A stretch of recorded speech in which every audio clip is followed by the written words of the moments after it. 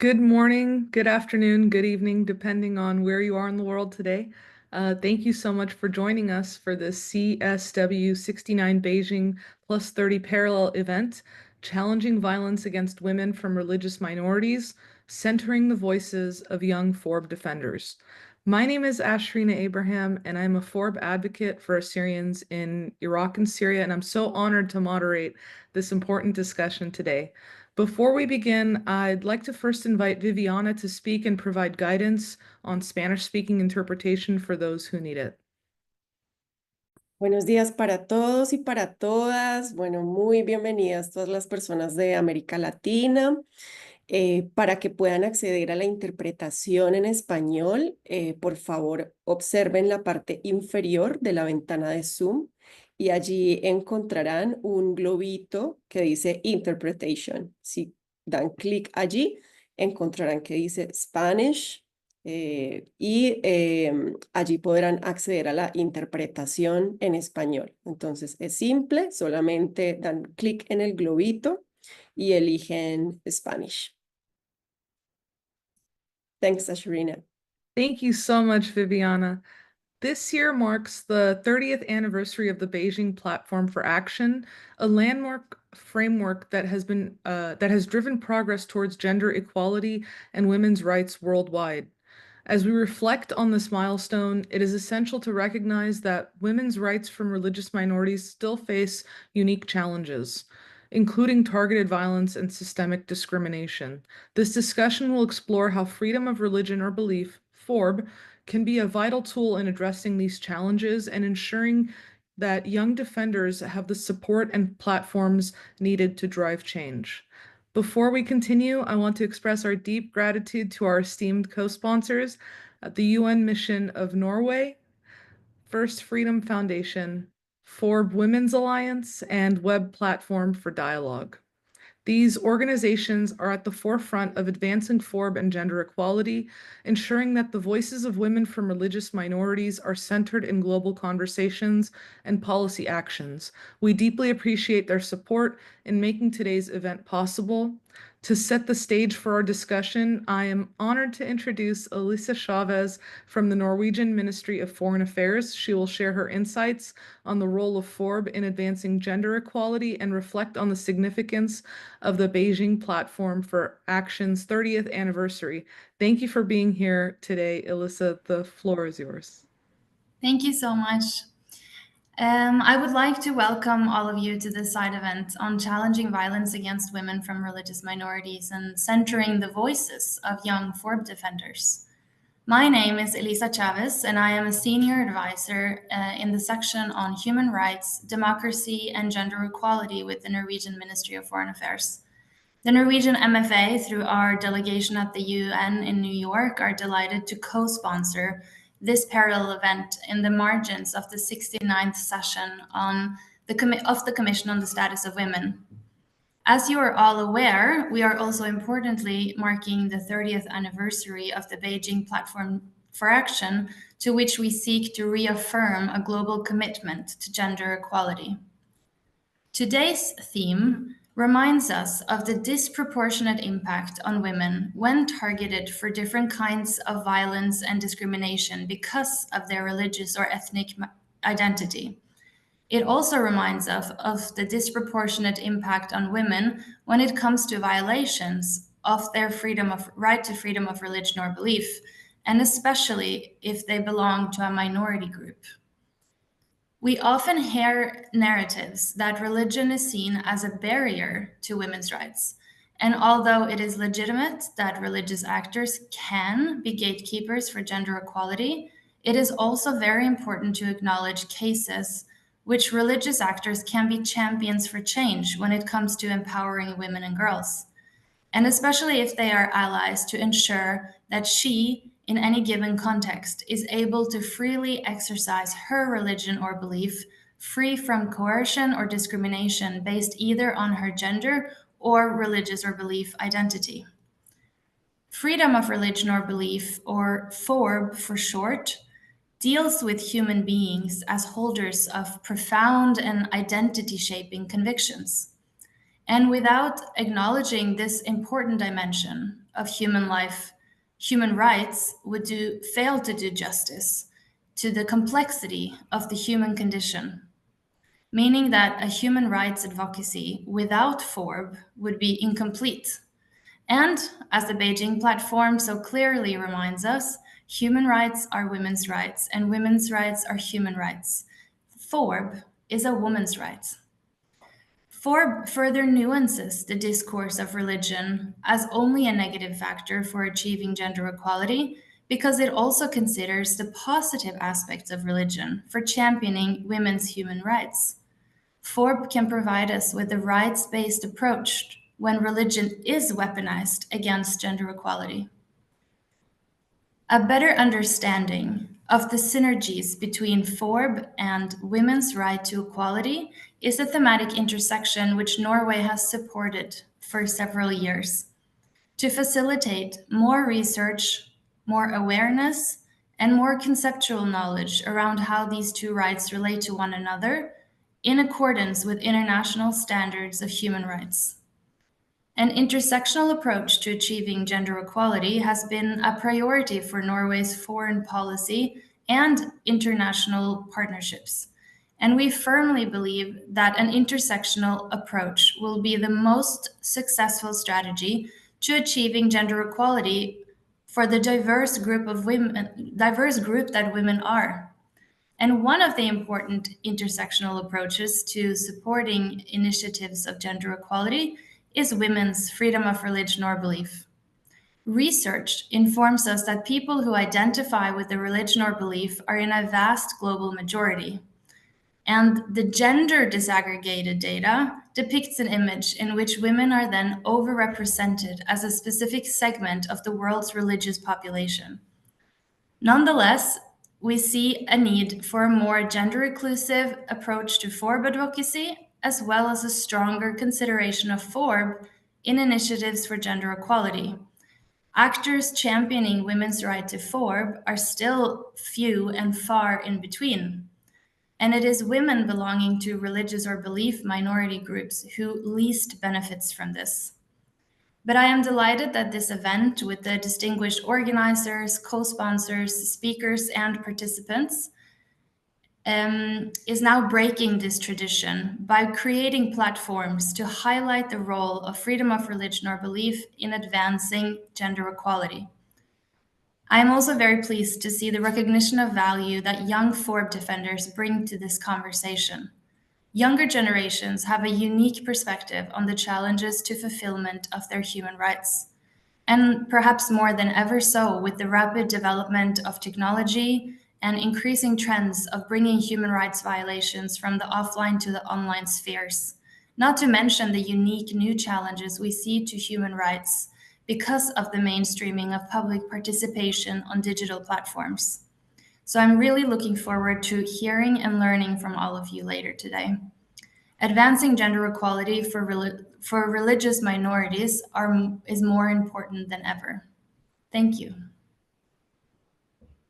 Thank you so much, Alyssa, for your thoughtful remarks. They're greatly appreciated. I'd like to let the audience know that if anyone has any questions, kindly type them in the chat, and we will have an opportunity at the end of the discussion to have them answered. Now I'd like to invite Judith Golub from the FoRB Women's Alliance to share her opening remarks, continuing this reflection on the role of FoRB in gender equality and the legacy of the Beijing Platform. Thank you for being here, Judith. Thank you so much for inviting me to this very important convening. I'm, as you said, Judy Golub. I'm one of the co-founders of FoRB's Women's Alliance, an accelerator that walks beside individuals and organizations in support of FoRB and women. We're honored to be here with you all today. This convening title includes all of the pillars around which I want to focus my brief remarks: the Beijing Platform, the anniversary of which brought us together today, and FoRB, women and religious minorities and young advocates, the future, the present actually, and the future of this movement. The Beijing Platform, as people have said, was a bold global commitment to gender equality that was a groundbreaking agreement. 189 organizations signed at the 1995 Fourth World Conference on Women. This comprehensive commitment to gender equality included 12 critical action areas, including ending gender violence, promoting women's human rights, and ensuring women's full participation in decision-making. But as we've seen since then, there's much that needs to be done. The Beijing Platform continues to be a great foundation for our work, as does Article 18 from the Universal Declaration of Human Rights, freedom of religion or belief, which you all call for which many of us are working on today. I want to make 3 points now about FoRB. First, FoRB is essential for women, as Alyssa kind of said. FoRB plays a pivotal role in empowering women by protecting religious belief and practice as an individual choice upon which government cannot impinge. It thus is an essential tool to help women and girls overcome systematic barriers to the equal protection of their freedom. These barriers, often justified, I believe, falsely on religious ground, include discriminatory laws in the absence of economic opportunity.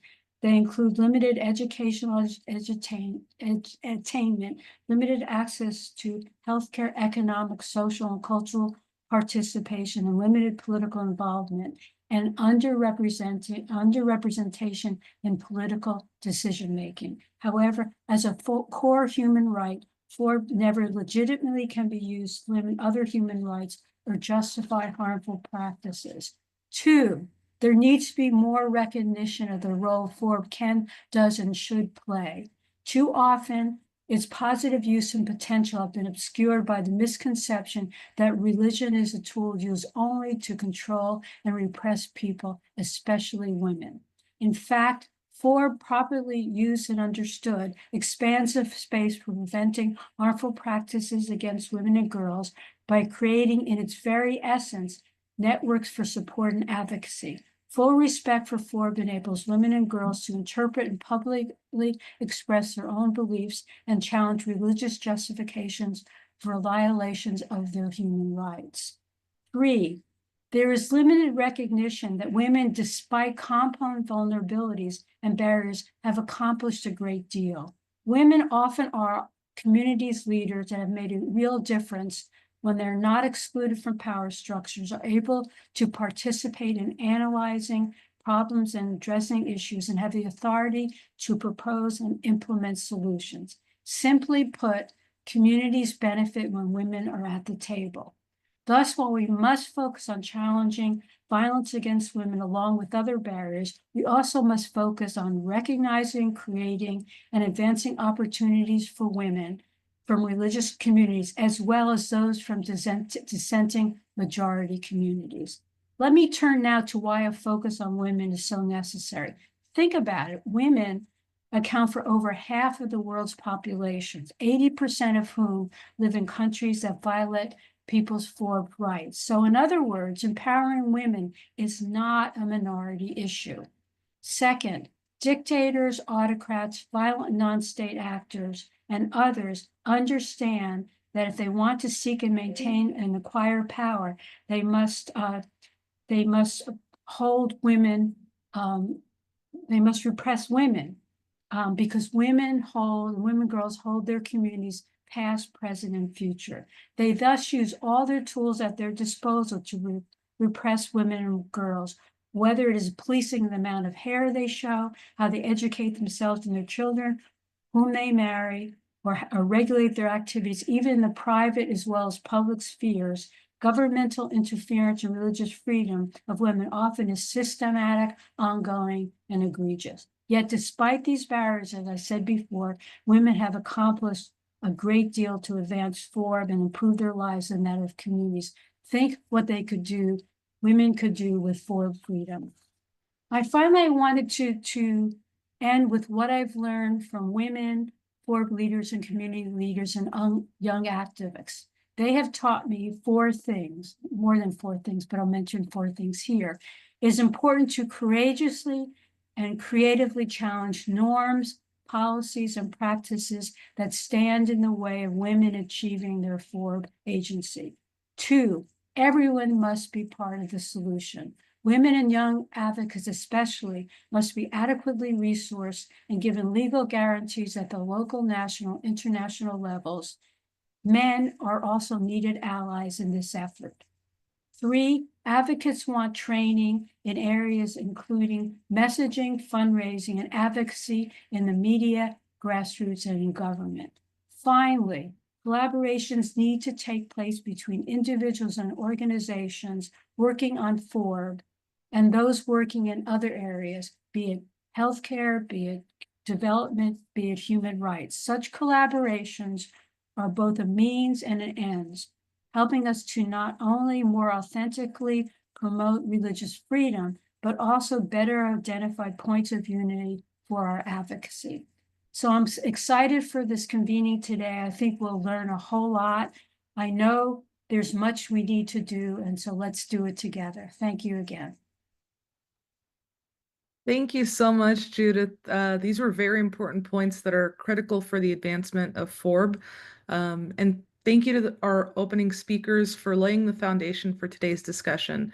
I'd like to ask our speakers next to speak more loudly, actually, so the Spanish-speaking interpretation can pick up the volume. I'd like to turn to our panelists now, the young defenders working to challenge voices against women from religious minorities in their regions. We are honored to have 6 distinguished panelists with us. I'd like to introduce them all before they begin speaking. Blessy Prasad from India. She's an independent journalist, human rights and minority rights activist. We have Viviana Osorio from Colombia, Senior Fellow for Economic and Social Equity from the Atlantic Institute and London School of Economics. We have Amina Ishaq Ibrahim from Nigeria, Campaign and Advocacy Officer, Srarina Initiative for Peace, Justice and Development. Emina Frlak, Bosnia and Herzegovina, Project Coordinator, Youth for Peace, Deputy Coordinator and Religions for Peace International Youth Committee. Hiwan Omer from Iraq. She's the Iraq Country Director at Free Yazidi Foundation. And Cynthia Sun, a senior researcher at Falun Dafa Information Center. Today's discussion will focus on what are key challenges faced by women in exercising their right to FoRB in your region? What strategies or initiatives have you seen or implemented as a young FoRB defender to address them? How can young defenders like yourself effectively mobilize communities and influence policymakers to address discrimination and violence against women from religious minorities? And what would you ask from the global community for change to happen? I'd like to invite the panelists to share their thoughts. Blessy, let's begin with you. Hello, everyone. Thank you, Ashrina. I'm so grateful for this opportunity to highlight the vulnerability of women in religious conflicts in India. It's not often that their unique challenges are spoken about. So I'm very grateful and also grateful for this opportunity to hear from our keynote speaker, Nadine, and all the other speakers here, and all the organizers. Thank you. The vulnerability of women in any kind of conflict is something that we see across cultures. And it is important to discuss these issues more so that we can collectively think of measures and strategies to prevent them. When it comes to religious conflict and religious based violence in India, over the years, we have seen how every aspect of a woman's well being is impacted, be it physical, mental, or social well being. And I'm going to talk first about the sexual violence and harassment that they face. In most religious based violence, we have seen how women were particularly targeted, their bodies violated. We have seen it right from the partition of India and Pakistan and the Hindu Muslim riots in Gujarat in 2002. Then, of course, there are more recent events. The most prominent of them was in May 2023, when the ethnic religious conflict started in Manipur, and 2 women from the Kuki-Zo community was stripped and paraded naked before one of them was gang raped. And just 1 year later, in an investigation by the CBI, they actually found that these two women had approached a police vehicle nearby, in which two policemen were sitting, and they had asked them to take them to a safe place. But the police drove them straight to the mob instead. In November 2024, again, a mother of three from the same community was raped and then set on fire.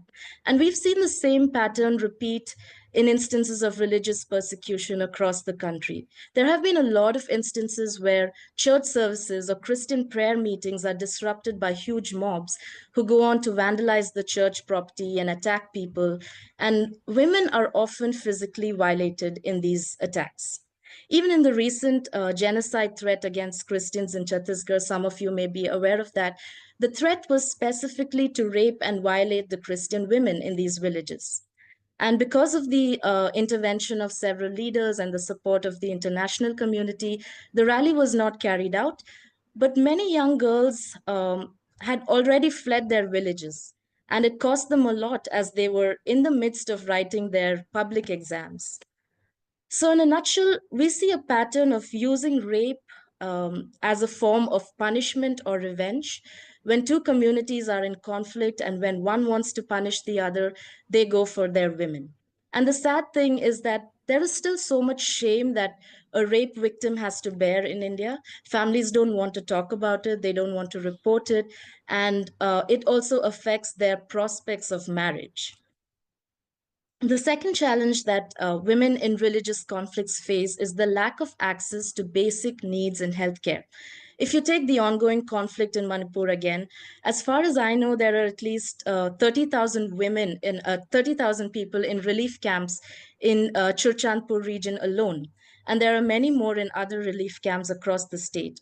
And the plight of these women is really, really serious, especially in the camps in the hill regions, because they have no access to basic amenities and everything comes from the valley, and the access between the hill and valley regions are cut off.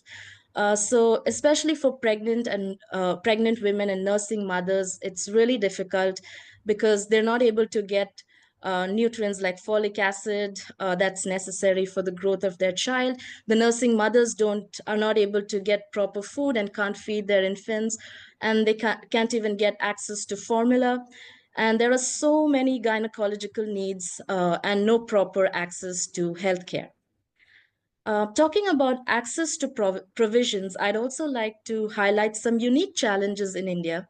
If you look at the tribal belt in northern India, where we've seen the most number of attacks against Christians, we've also seen how women are socially boycotted. In the villages, it is usually the women who draw water from the wells. And we've seen how, in instances of conflict, other tribals boycott minority religious women and don't let them draw water from the wells. In November last year, in the state of Uttar Pradesh, 3 young Christian boys were arrested for just gathering to pray. And the mother of one of these boys is a widow, and it was her son that was the sole breadwinner of the family.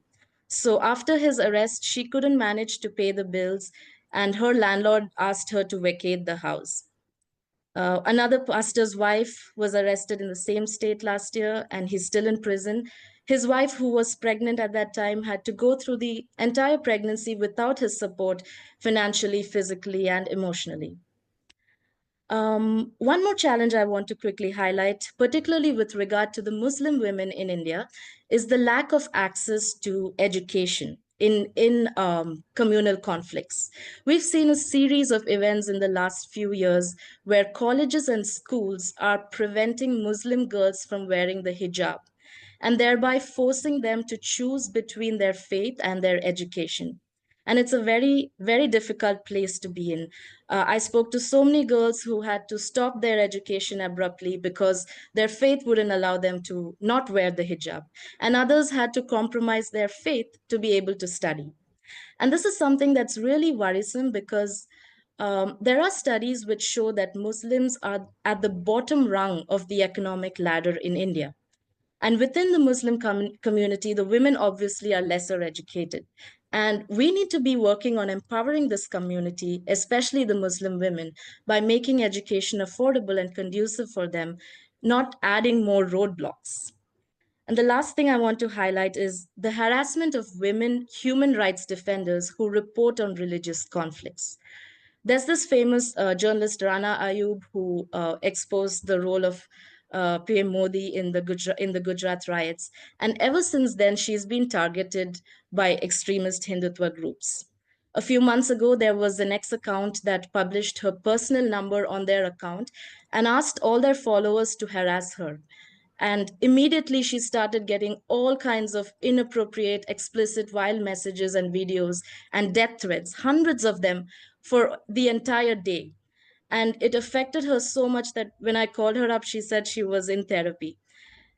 She also is under constant surveillance. When she went to Manipur to cover the conflict there, security forces even followed her to the bathroom.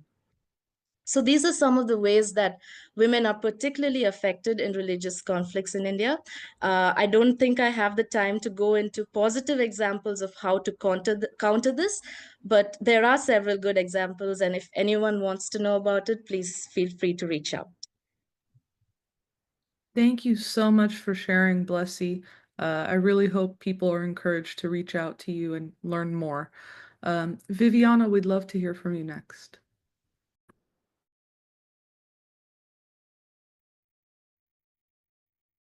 Hello, everyone. Good morning from Colombia. I feel honored.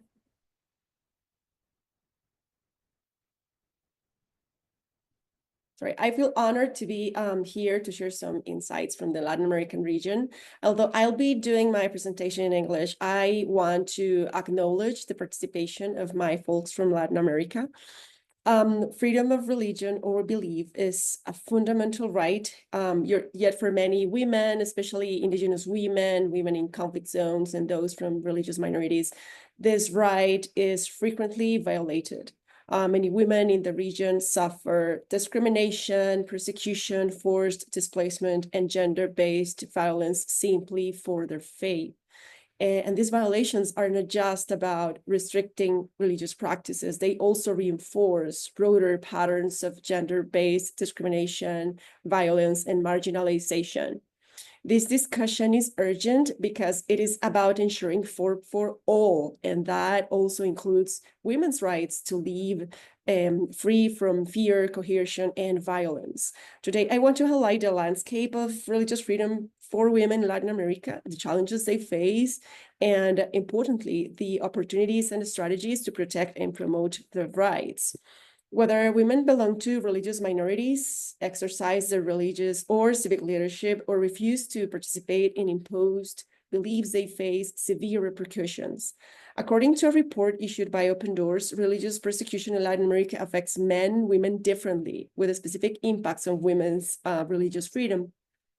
59% of Christians killed in the region were male pastors or religious leaders, while Christian women face systemic violence with a strong gender component.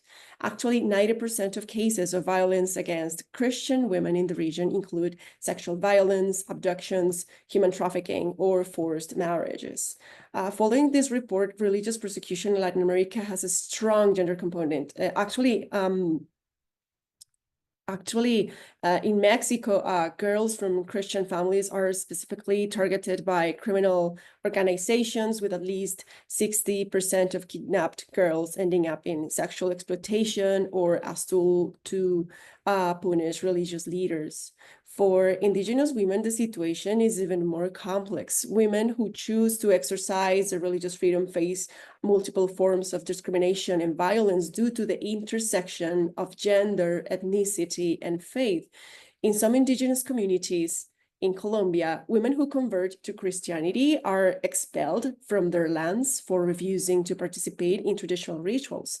Or in Venezuela, Christian women denied access to state services face extreme vulnerability, including sexual exploitation.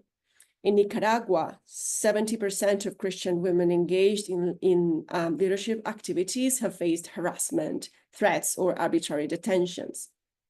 In Colombia, indigenous Christian women in conflict zones experience severe persecution. Religious conversion is often seen as a betrayal of ancestral traditions, leading to extreme violence against indigenous women who decide to practice Christianity.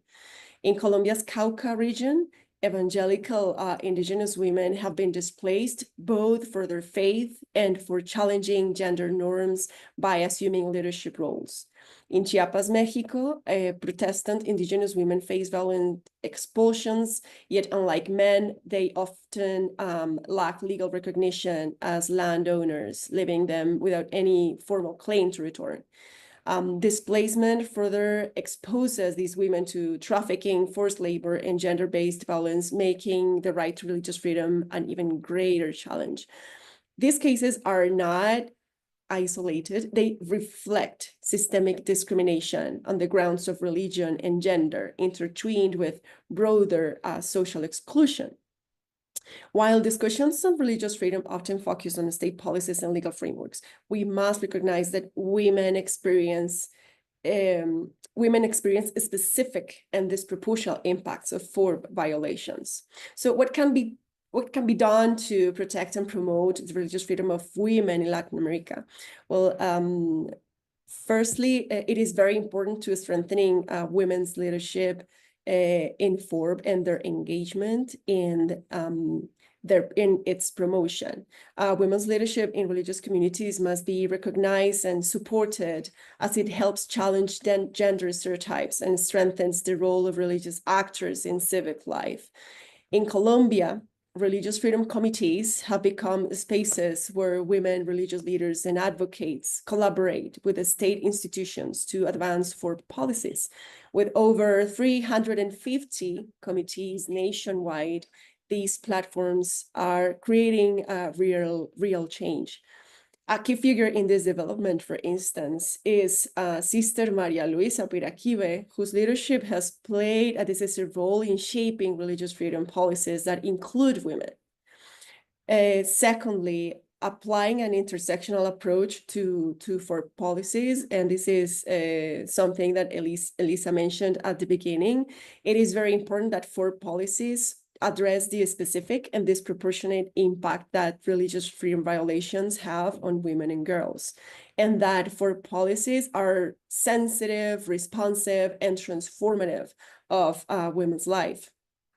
So governments and civil society should integrate gender-sensitive approaches when designing and implementing religious freedom protections. A third recommendation is the urgency to protect women and girls from all forms of discrimination and violence.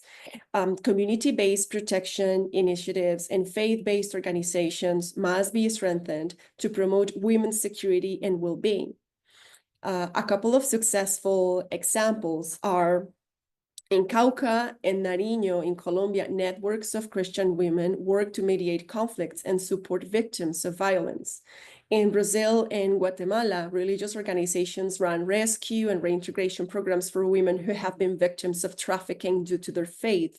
These programs provide psychological support, legal assistance, vocational training, and safe reintegration into communities.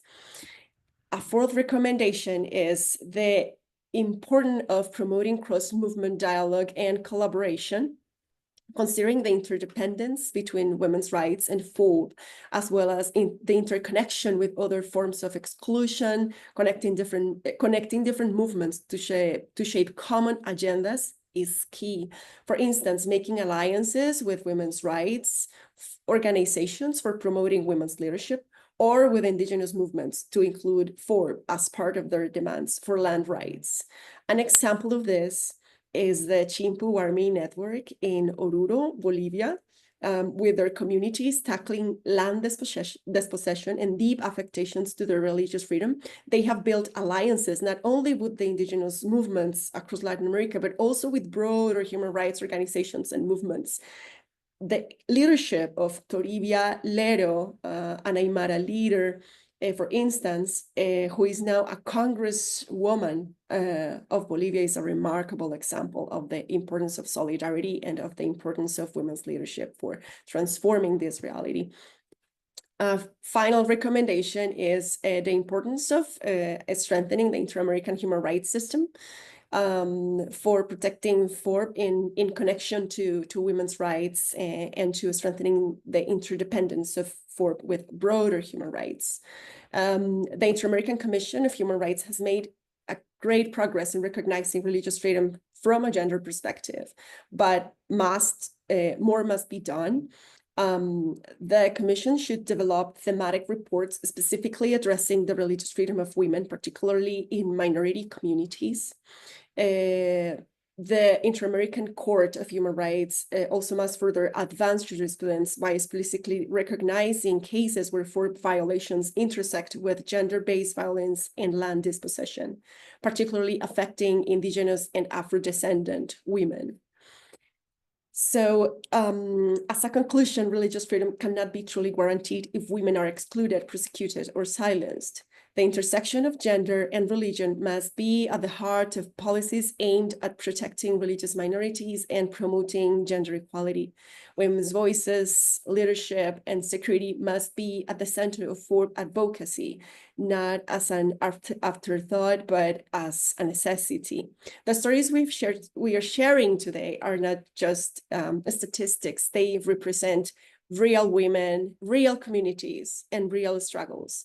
But they also represent resilience, faith, and the possibility of change.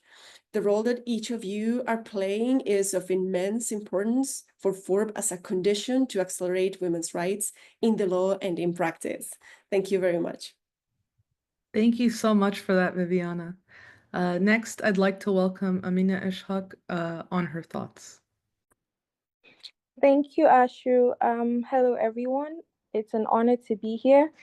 I'm sorry you can't see me in my video. I have really bad network issues, so I'm trying as much as possible to keep my network stable. So in Nigeria, women face a lot of challenges in exercising their rights to freedom of religion and belief. Nigeria particularly has experienced religious extremism, especially from terrorist groups such as Boko Haram. Boko Haram translates to Western education is forbidden. And women and girls are usually the primary targets of these extremist groups. I could remember 10 years ago, I was still very young, when 276 female students in a secondary school, both Muslims and Christians, were abducted by Boko Haram in Maiduguri, Nigeria. There were reports of these girls being mistreated, raped, forcefully married off to members of Boko Haram, and forced to convert and practice Islam for non-Muslim captives. Another challenge that women face in exercising their rights to freedom of religion and belief in Nigeria is that women who face economic disadvantage and poverty, they find it challenging to get an education, to even learn about their rights.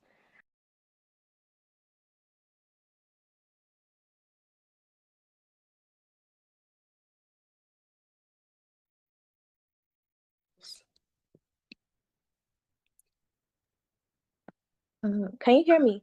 Yes, we can hear you now. Okay, so they do not have a means of earning themselves. Such financial dependency on other people can lead to women forcefully even converting to other religion they do not believe in, or even practice religion or practice other religious practices that are harmful to them, which poses a threat to the freedom of religion and belief.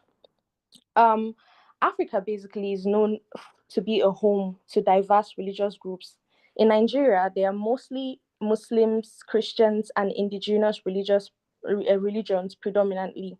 Women from religious minorities face violence, discrimination, harassment for practicing their religion. I can remember when I was in secondary school, we were not allowed to wear our hijab to school. We would have to wait outside the school to take off our hijabs, and then when we can't pray inside school, and we would have to wait until we're outside of the gates when school closed before we're allowed to wear our hijab. We cannot wear our hijab within school premises.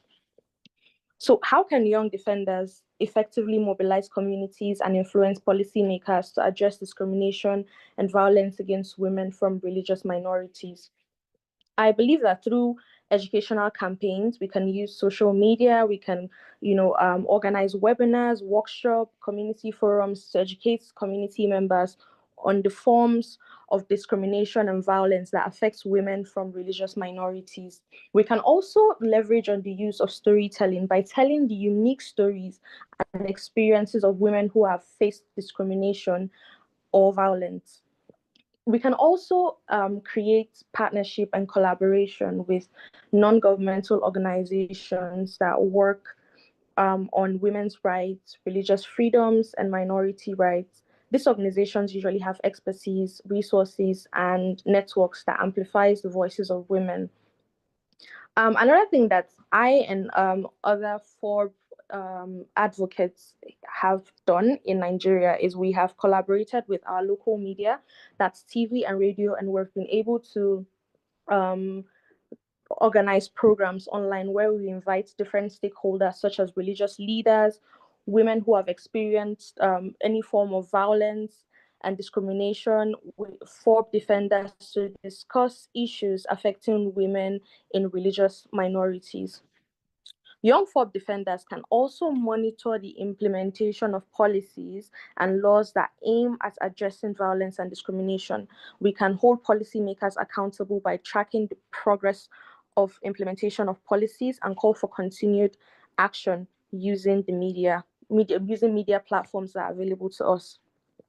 Lastly, I believe that the freedom of religion and belief is the right everyone has, but most especially women, because we are usually vulnerable. So we should all come together and work together to accelerate and amplify the voices of women who are facing any form of violence in any region or in any country. Thank you. Thank you so much for that, Amina. Next, I'd like to introduce Emina Frliak. We look forward to your remarks. Thank you very much, Ashurina. I do hope you can all hear me. So good afternoon from Bosnia and Herzegovina, and today I aim to address the challenges women encounter in exercising FoRB across Europe, but with particular focus on my own country, Bosnia and Herzegovina. And despite legal frameworks that uphold religious freedom in many of the European countries, numerous obstacles persist, which are often intertwined with cultural, political, and institutional biases. So some of the challenges in Europe include religious symbol restrictions. So several European countries have implemented laws restricting the display of religious symbols, which are disproportionately affecting Muslim women who wear the hijab.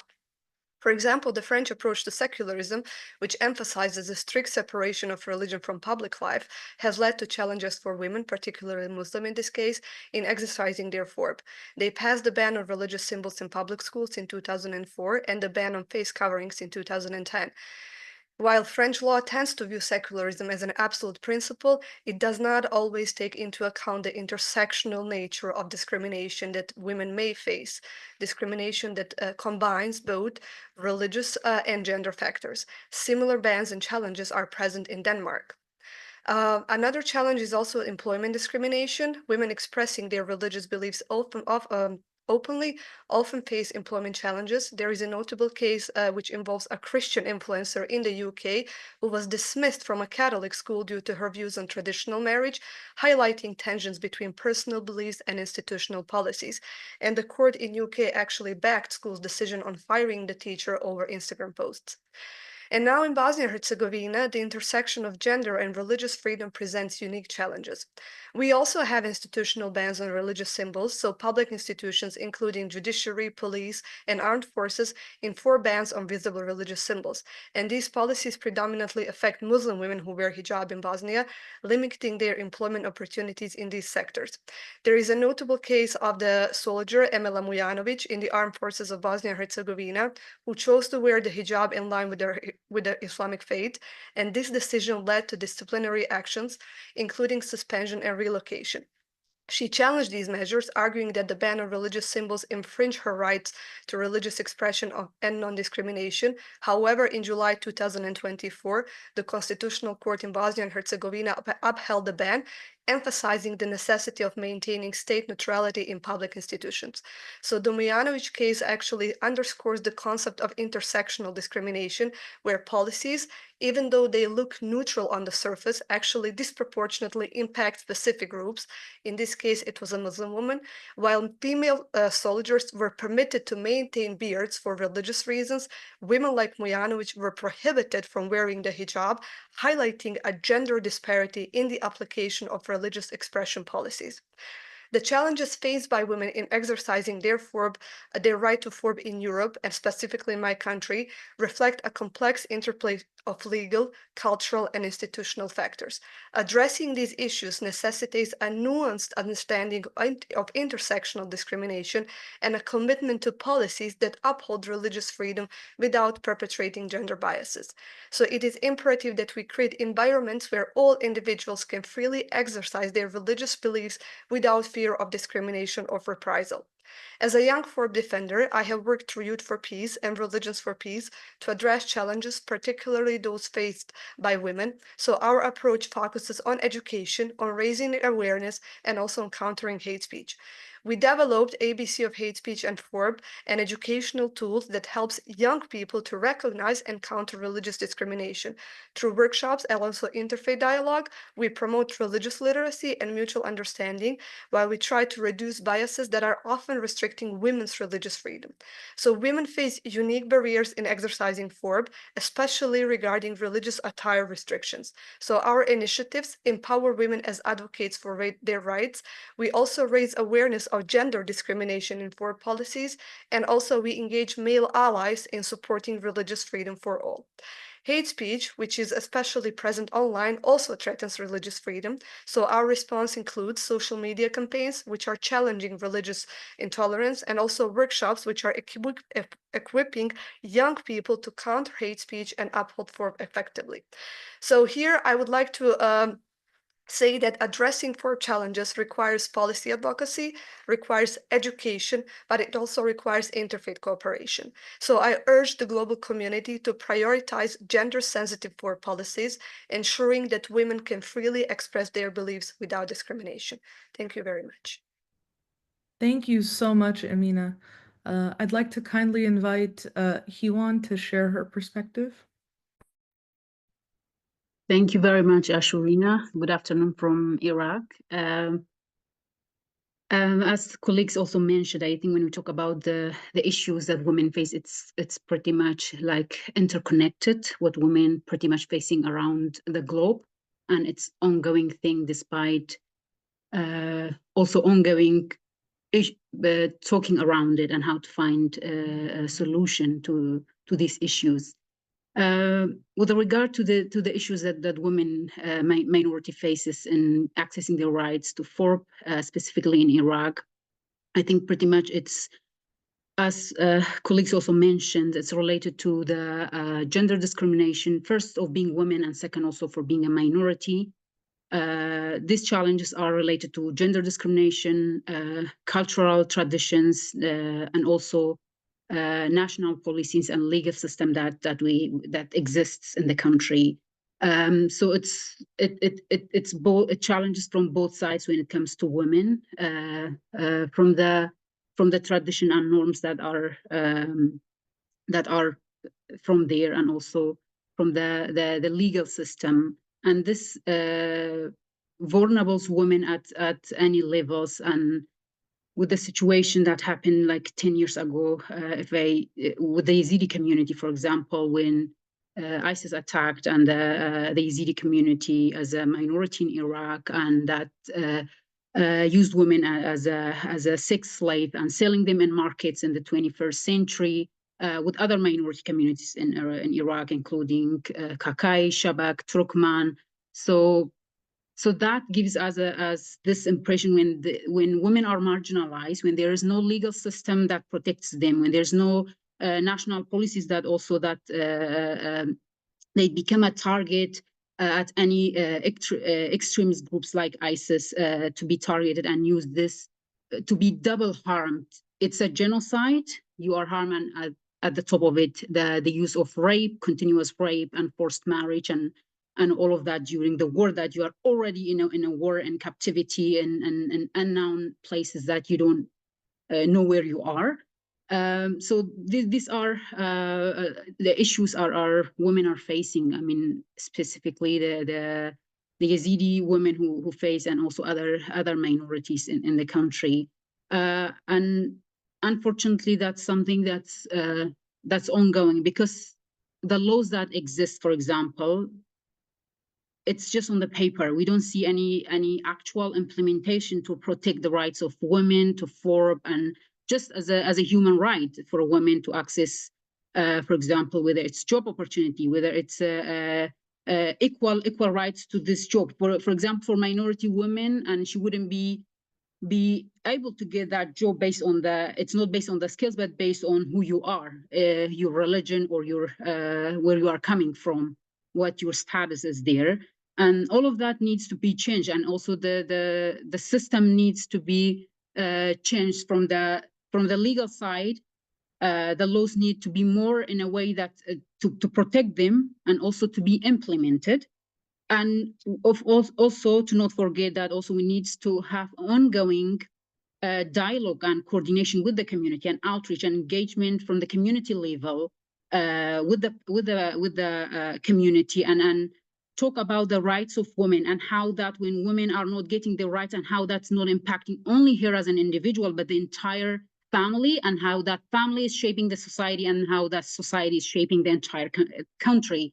So we need to see that. Like in Iraq, if you tell me like 10 years ago, I as a woman now running an international organization, 10 years ago, I didn't know I have the right to work. It was not every day like someone is putting in my head that, okay, Hewan, you don't have the right to work, but we kind of like we were raised up, and it becomes normalized, which is a concern, because when you don't know about your rights, and it's becoming a normalized, that's when it's a big issue, because you think it's okay, but it's not okay if I don't know about my rights, or the existing laws that it could protect the rights of women or minorities. So the big challenge also is here, if there are even some existing laws in the country, women are not aware of that existing laws that are there. And this is something that we are finding out in general, how it's not being told, because of course male members wouldn't be in the favor of women to know about that, whether it's for in many levels, like inheritance, when it's a divorce, when it's a child adoption, I mean in general. So both societal and also the legal system is not in the favor and the support of women, if in general we talk about it. So we really need to continuously work with the community at the same time. We need to engage them. If we want to work, it's good to coordinate with the government, and at the same time also engage with the community, with the religious leaders. And some tradition and norms could be changed. In the case of Yazidis, when the genocide happened, and it was a challenge at the beginning for those survivors, those women who were forced married, who were raped, Yazidi Religious and Spiritual Council, they made a decision to return back the Yazidi back and to integrate into the community, which was a big step, like in the history of the Yazidi community, also to make such a decision. And at the same time, it's challenging for some other minority women, for example, who, when the Yazidi survivors law was passed, and there are these benefits for women to get it, and some other minority, it was not accepted, for example, by the community, their community or their family members, that she goes to an office to say that I was raped, or I am a woman, or I'm a survivor. They didn't want her to see that stigma on her to say I'm a survivor.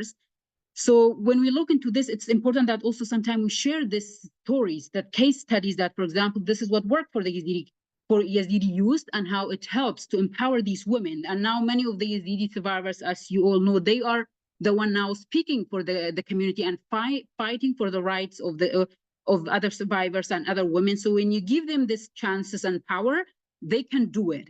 And some of the initiatives that we have done through our work also is to creating a space, a holistic space in which women also and all from all other ethnic and religious minorities to come together and to have the full services that are available. For example, whether it's legal, whether it's livelihood, economic empowerment trainings, and education, because these are also key for a woman to be empowered when she's economically empowered, when she's educated, and she has awareness about all of this, so she can fight for her rights. But if it's normalized for me that I don't know about my right, or I don't have the right to work, and that's the big issue, and which is unfortunately there.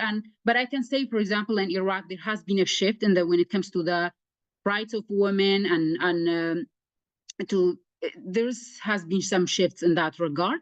But it needs, when it comes to women and minorities specifically, it's really important that this is something pushed forward. When we cannot just say, yeah, some women are enrolled in a position, it was not like that 10 years, and that everything is okay. It needs an ongoing push, otherwise it's going backward, as we are seeing with the situation of the Iraqi law, for example. It was not long ago, recently, amending the status law, which allowing the girls at the age of 9 to be married, which is it creates a huge fear and an issue within among other women, which lacks her right to as a child to education, to just a healthy life from that age.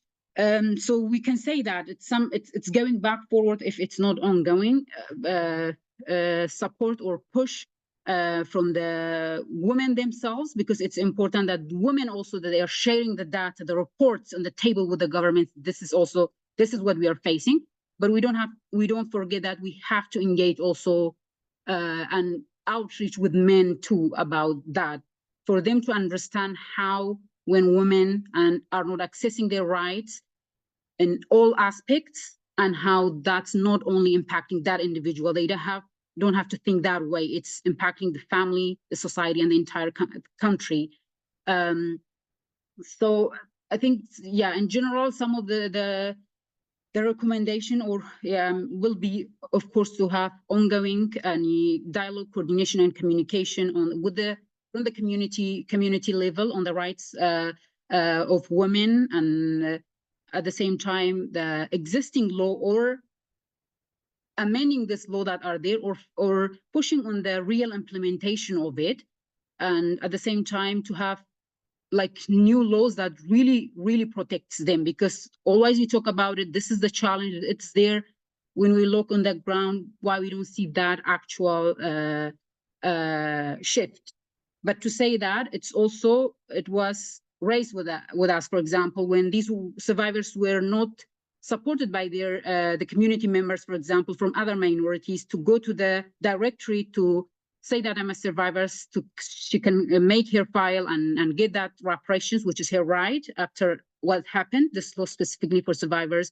And then we would be said by the government, okay, now we need you as a community, as a women-led movement or association, to engage with the community leaders, with the religious leaders also, to share that. Because now, for example, we passed this law in favor or to support women.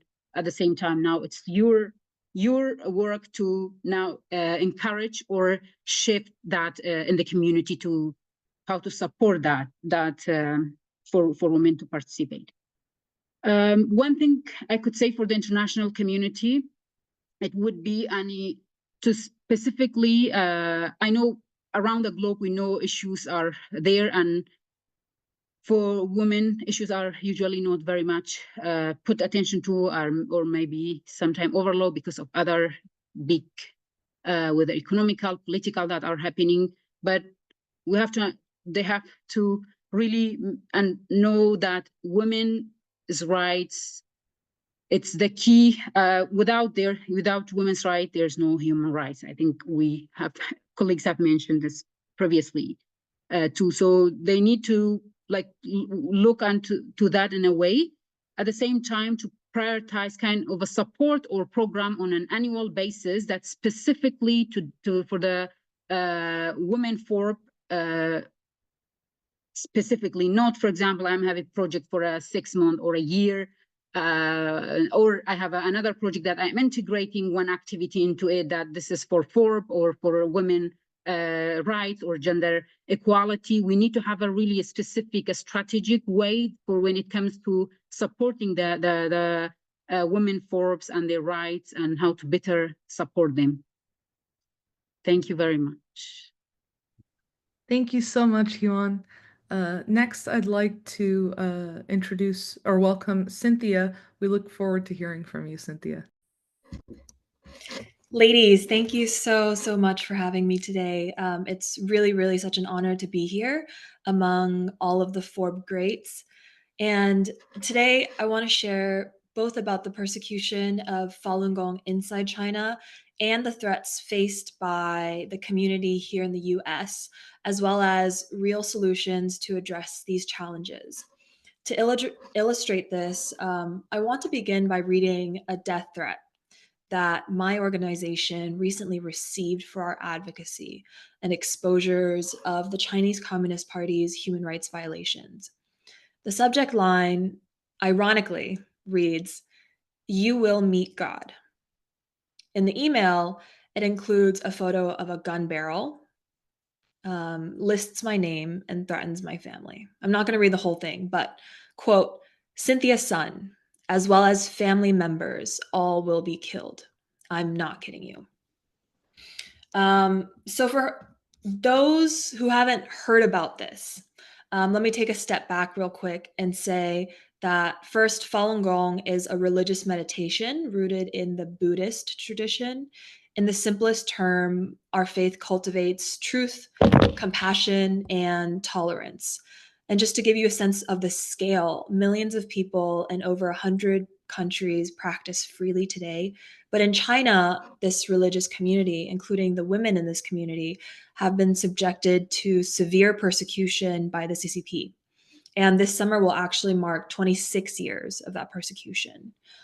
Women in particular have suffered brutal torture in custody, including rape and sexual torture, forced abortions, denial to medical care or menstruation health care, and thousands of women have even been killed. In their daily lives, they also face societal isolation and discrimination, job losses, intrusive surveillance to their homes, denial to education, and the constant fear of retaliation for simply practicing their faith in their private homes. And this is not an isolated example specific to Falun Gong, but a reflection of a broader pattern of religious repression to all women of faith under Chinese totalitarian rule. As an example, I want to bring up this family rescue campaign I worked on last year with this sweet Australian father, daughter, and son who were advocating for the release of their mother. I think the daughter was only in primary school at that time. But Miss Jiang Yongqing, the mother, was an award-winning engineering professor working in China. But in 2022, she was abruptly seized from her home by Chinese police officers due to her submission of criminal complaints against former Chinese leader Jiang Zemin for religious persecution of her family. In detention, after she refused to renounce her faith, a so-called torture expert from the Chinese Public Security Bureau and 3 additional men handcuffed her, stripped her, and sexually molested her. They also smoked cigarettes and drove the lit cigarettes up her nose, choking her with the smoke. During the subsequent trial, she was denied a lawyer and sentenced to 4 years on unknown charges. Her lawyer filed complaints with judicial authorities and the state-run All China's Women's Federation, but the complaints were completely ignored, and her family haven't been able to communicate with her at all for the past 2 years, and she won't be released until 2027. So as you can see, basic rights are often violently stripped from women. Overall, inside China, over 5,178 Falun Gong practitioners have died, many of whom are women. In 2024 alone, over 540 practitioners were documented to have been sentenced to prison, and nearly 6,000 were detained or harassed because of their religious faith. Now switching to outside of China, just briefly, Falun Gong practitioners here often harassment and surveillance from CCP proxies and the Chinese consulate, women may experience more intimate forms of intimidation, like threats to their families and gender-based violence. My organization has tracked over 70 incidents of violent Chinese threats targeting Falun Gong practitioners worldwide, including Shenyun Performing Arts, a Chinese classical dance group founded by Falun Gong practitioners. Female dancers have received horrific threats of mass shooting and gang rape. One of the most traumatic emails I've had to go through recently was a graphic threat targeting young girls in my community. To spare you the details, basically an anonymous Chinese email was sent to 4 separate Falun Gong human rights websites with images of knives and describing the torture and sexual assault of Falun Gong girls under the age of 10.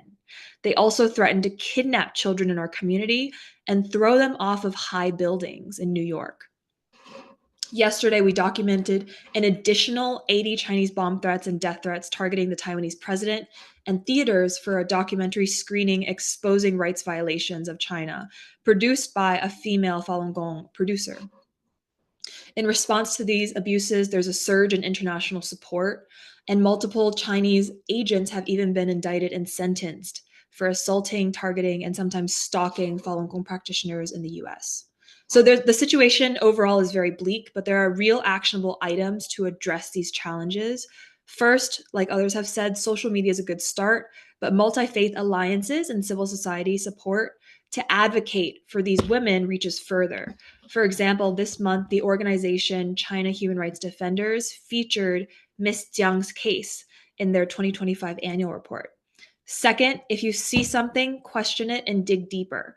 As an example, the Chinese regime is often taken as an official source, but it doesn't make it transparent or true. Third, report any threats you get to the FBI or any security offices in your country. I can't emphasize how important this is to not keep it to yourself. Former NSC official under the Biden administration told me this week that the FBI should become a necessary part of the civil society reporting workflow. And as I conclude, I would call upon the US and the international community to really start taking decisive action to end the persecution of Falun Gong, including by passing the reintroduced bipartisan Falun Gong Protection Act and investigating the transnational repression and the security threats targeting Falun Gong practitioners and women on our soil. And lastly, if you remember anything from this presentation, religious intolerance anywhere is a threat to religious freedom everywhere. Just like you saw with religious intolerance inside China, it has become a critical threat to religious freedom here in America. Thank you. Thank you so much for sharing, Cynthia, and thank you to all of our panelists for sharing their experiences, insights, and recommendations, and their courage to advocate in the face of these injustices. This discussion has underscored the challenges women from religious minorities face, as well as the role of young defenders in advocating for their rights. To provide expert reflection and key takeaways from this panel, we are very honored to welcome our keynote speaker, Nadine Manza. Nadine is the president of the IRF Secretariat and a leading advocate for international religious freedom. She has worked extensively on issues of human rights, governance, and policy development, engaging with governments, international institutions, and civil society to advance FoRB worldwide. Nadine, we are grateful for your expertise and leadership in this space. We look forward to hearing from you. Thanks so much for the opportunity to speak at this event celebrating International Women's Day and the 30th anniversary of the Beijing Platform for Action. What an amazing presentation from our young defenders. Wow. I'm amazed to be on a panel with such impressive rising leaders and my colleagues in this important work to further freedom of religion or belief globally. And of course, thanks to the hosts, the UN Mission of Norway, the FoRB Women's Alliance, the First Freedom Foundation's FoRB Fellows, and the Web Platform for Dialogue. These things couldn't happen if it wasn't for a lot these organizations coming together and making these voices helping these voices be heard. So as you just heard from our experts that are sharing firsthand experiences from the ground, women face unique challenges when victims of religious persecution. Open Doors has reported that this is often because persecution looks different for women and men. As you just heard, so many explaining how their firsthand experiences of this. So against men, religious persecution is typically visible, severe, and focused. And against women, religious persecution often is hidden, violent, and complex. So sometimes men can be revered as heroes after enduring religious persecution, with women seen as bringing shame to their communities when enduring the same persecution. So as you've heard, perpetrators will target women in order to destroy the fabric of entire communities, sidelining them with shame, especially the victims of sexual abuse. And as you've heard, I had no idea these numbers were so high in places like Latin America. And so obviously the perpetrators know that this is a way to harm a religious community. So it's crucial that we stand against this dynamic and support communities and women and girls who experience religious persecution. In USER's 2024 annual report, they mentioned persecution against girls and women in 57% of the countries they cover, likely because they are not getting those reports, because violence against women and girls is often hidden. So unless somebody is specifically reporting them to these human rights advocates who document crimes, they're just not going to know about them. And, as you can hear from our amazing leaders, women are often not a part of the ability to bring peace and stability to their own communities. So it's not wrong to say women should be included in peace building because it's the right thing to do. But actually, the most important reason to include women is because it's the only way to actually be successful. Women are necessary in order for long-term peace and stability. And how women are treated in a country is consistent with its own security profile and chance for peace and stability. And that is why, when you look at the Beijing Agreement, and they're seeing and they're making the case that you can't go forward with peace and stability without women playing a role in these decisions for their own countries. So why are women so effective during conflict and seen to be natural as peacemakers? The report, behavioral responses to stress in females tend to befriend or fight or flight, makes an interesting case that women and men do not respond the same when they are faced with a crisis. So men tend to do the classic fight or flight, but women tend to respond in a pattern researchers have termed tend and befriend. So women, especially who are caring for children, and others that need protection, they will affiliate with social groups to reduce risks, especially other women. So female animals, for instance, won't leave their offspring either. Instead, they will either keep quiet or they will fight to protect them. And it's interesting because men will tend to even animal species immediately fight or run. And so women, I could go through lots of examples, but basically, even in the animal kingdom, women will protect everyone, and then they will bring other people around them to protect them as well. And men have a different way of approaching these with more of a hierarchical status and power, where women are forming social groups. So basically, women have access to grassroots networks that men don't have and bridge ethnic, religious, and political divides in their own communities because they have the pulse on the finger of their communities. They recognize signs of violence and see solutions more clearly.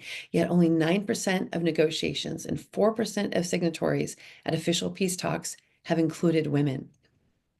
Two excellent examples of women playing pivotal roles in bringing peace is in Northern Ireland and Rwanda.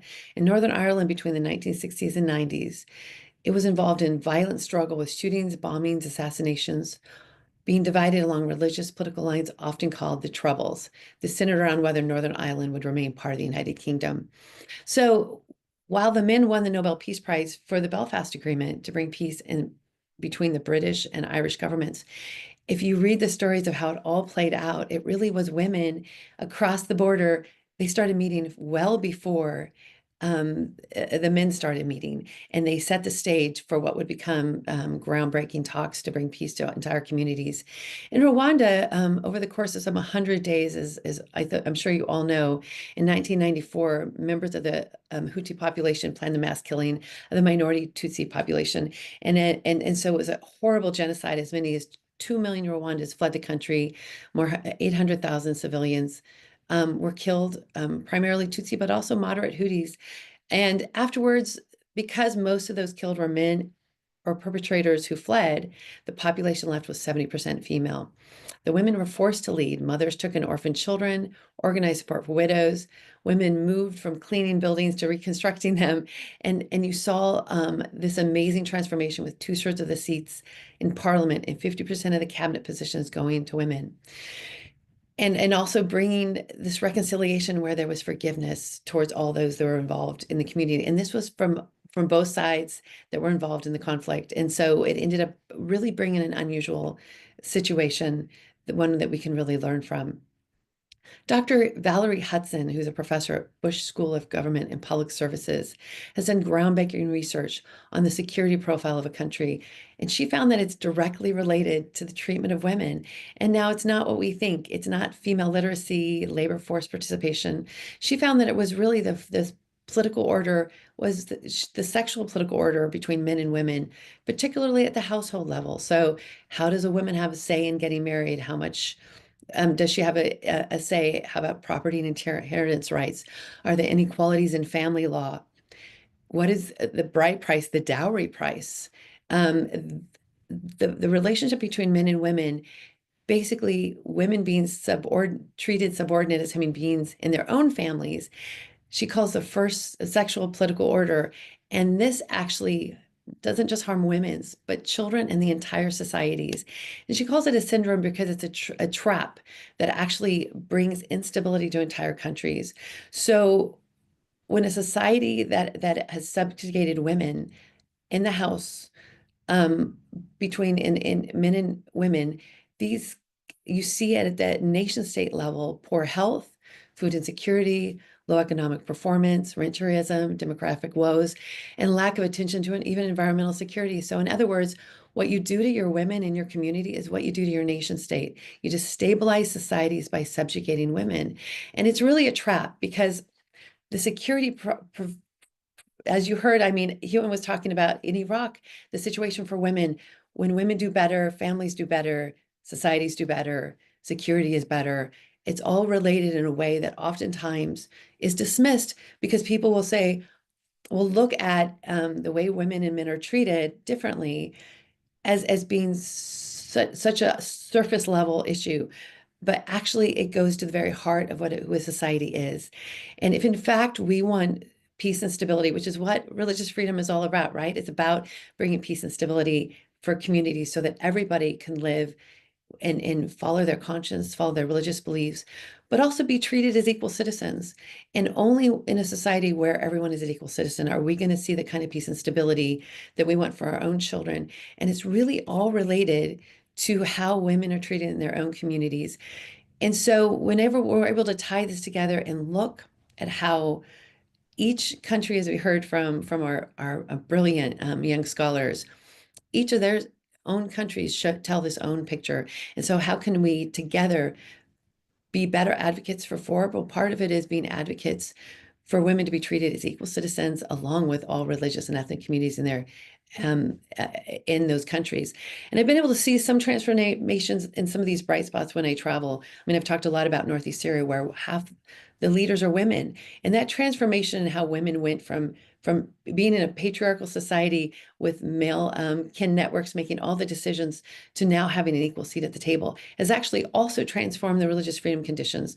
We've seen other places with surprisingly bright religious freedom conditions like Taiwan, where women play a major role in society. So there's so many examples that prove this point.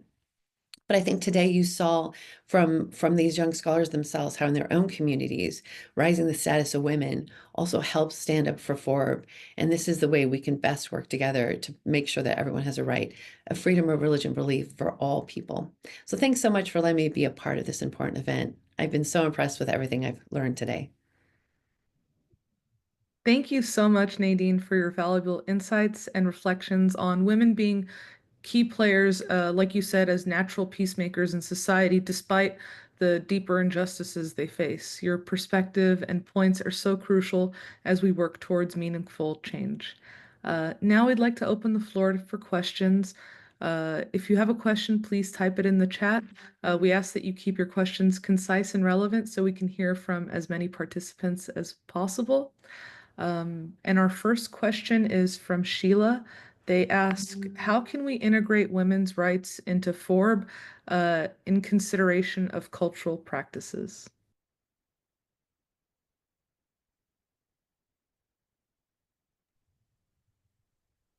The floor is for anyone who would like to answer that question. I'll go ahead and give that one a shot to begin.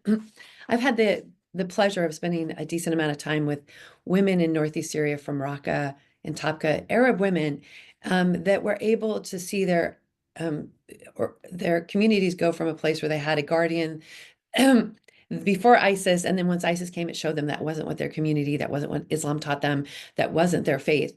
And now they're actually government officials in the autonomous administration there. And they sit and work with men every day. They still wear hijabs, and they still have very religious communities. So what they say is being treated as an equal citizen did not ruin their religious communities. If anything, it further enhanced them. So I think that sometimes people fear that you have to come in and westernize an entire community and have them change and become exactly like another community in another country. But that's not what we're saying. We're saying every community, every society has to figure out what this looks like. But treating women as equal citizens only enhances their religious communities. This doesn't destroy their religious communities. And it's really consistent with all of these faiths that teach deep respect for one another. So I think that is a really good question. And that's why the local communities need to guide this and be a part of advocating for themselves. And we should come alongside them, listen, learn, and see how we can help them. That was excellent. Thank you. Our next question is from, forgive me if I'm pronouncing this. I think Elisa has an answer to that previous question. Oh, okay. Go ahead, Elisa. Thanks, Patrice. No, it's not necessarily a one answer. Just wanted to echo Nadine's remarks on it's not really a one size fits all solution, because I think it's very important that this is very context specific. And to exemplify that, I wanted to share an example I've come across in my work from Egypt. In Egypt, as you know, there's a Coptic Christian minority group in the country. And within that community, in a specific community that we've worked or I've worked with in the past, there was recurring reports of practicing female genital mutilation, or FGM as we know it. And the bishop, a male bishop in the Coptic community, he went out and preached against this practice and said, this is not according to our religious beliefs. There's nothing in our sacred texts that support this practice. It is actually a harmful practice for women and girls. And please urging the community to stop using or practicing this harmful tradition. And then he kept getting reports back, even after going out and speaking against it, that it still was happening. So he went out again to speak against this. This is not in line with their beliefs, and it's a harmful thing to women and girls, and they should stop it. Again, the reports came back that this was still happening. So he went out and sought out the people who were actually performing this female genital mutilation practice, which were, as it tends to be, the older women in the community. And then when he asked them, now I've preached again and again advocated to stop this harmful practice. Why are you still doing it? And the response he got, this is our only way to feed our families and to feed ourselves as widowed elder women. They didn't have any other opportunities of income, of economic opportunities. So again, just an example, I think, that very brilliantly shows us how sometimes the interlinkages between FoRB, women's rights, cultural traditions, suddenly also can have other factors that we need to look at, like economic factors and women's lack of economic opportunities. So the story has a happy ending. The bishop offered the elder women to pay them what they were getting as an income for doing the FGM, and they stopped overnight, basically. So just wanted to share this very powerful examples on how some of these factors are intertwined, sometimes differently than what we might think, but also that it's very context specific. Thank you so much. Blessy, you have your hand up? Yes, I just want to add to that.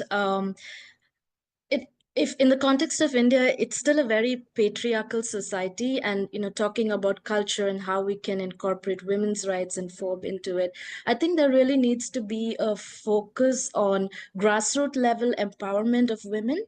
I'm from the minority Christian community. I have had family members who were persecuted, but I would still call myself privileged because I live in a suburb. I had an English education and I have a voice. But it's not the same for women in remote tribal areas who are the most vulnerable against religious persecution. And there are hardly any platforms for them to voice their concerns. They don't have phones, they don't have internet access, and even if a family can afford a phone, it is definitely not the woman of the house who would get it. So yes, they need other women like me or like other human rights defenders to speak up for them. But I think it would be way more powerful if they themselves had a platform where they could speak out and more avenues for their voices to be heard. And when there are interfaith peace meetings held in these villages, women have to be included. We must encourage religious leaders who are mostly male to include women in these meetings. Thank you so much, Blessy. And Amina, you have your hand up.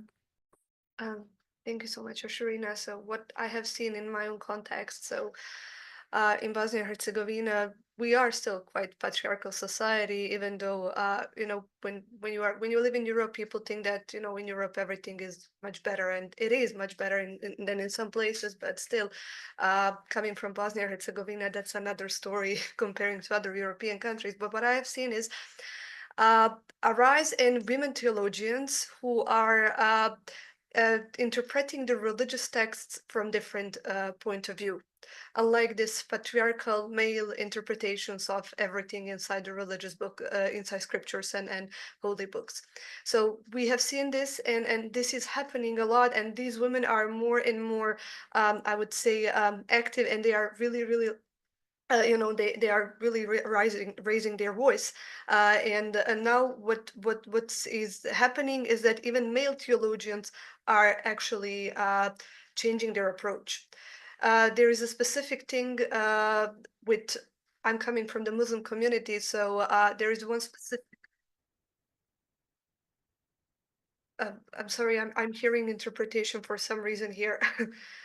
So there is a specific thing in the Quran related to and one ayah, which I would say for centuries was translated that it's allowed to hit a woman if she is showing you disobedience, and then women theologians started reinterpreting this and started asking for different translations of this word that can be translated in maybe 50 different terms. And now we have these male theologians writing texts which are in favor of translating this completely differently, not hitting a woman, but translating this with completely different translations. So this is happening, but it takes quite a lot of time. For centuries, this was translated, yes, you should hit your woman if she shows you disobedience. But nowadays, with women who were working very, very hard, and quite a lot of them from my country, interpreting and reinterpreting this, the things are changing. But still, I think this is a long way ahead of us. So from my own experience, it's about having also context sensitive approach, because not everything is the same in every possible place in the world. But also it's about having women who are pushing, but also having a lot of patience, because things are unfortunately not going to change over time. So it's very, very important that we honor and we cherish those women who actually worked so hard to have us here today. Because if we did not have them, probably most of us wouldn't be sitting here and telling to you all of these things. Thank you. Excellent points. Thank you so much, Amina. And Viviana? Yes, thank you. I think an important piece of the conversation is adopting a decolonial vision of FoRB. It means not only embracing institutionalized religions, but also including broader religious groups and practices for creating more like a more pluralist space and more pluralist alliances for promoting FoRB. Thank you so much, Viviana. Judith? Yes, something that Amina said that I think is really important. As advocates, it's really important to set your expectations carefully. Because as she said, change takes time, and especially when it's cultural and religious change, that takes time. And as advocates, if you don't set your expectations carefully, you're just going to get depressed. Whereas if you set it realistically, then that helps you do the work that you need to do.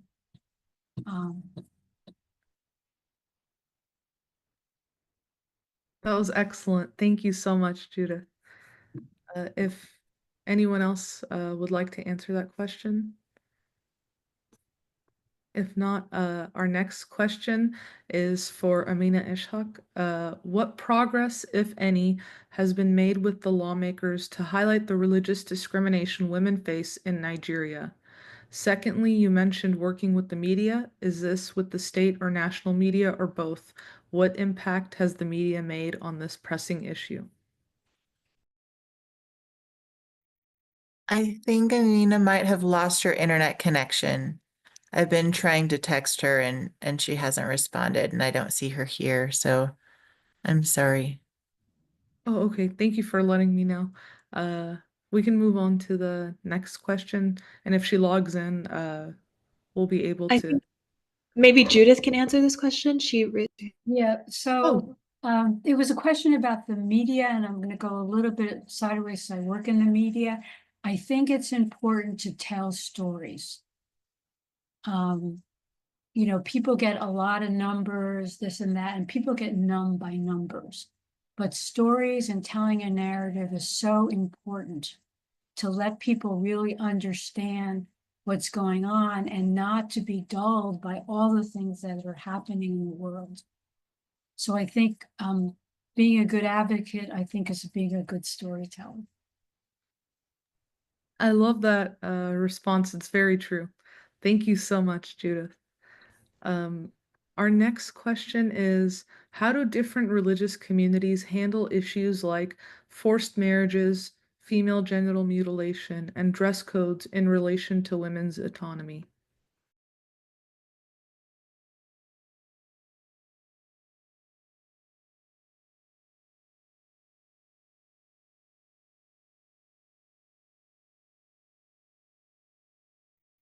I'm not sure if any of the speakers would like to take that question.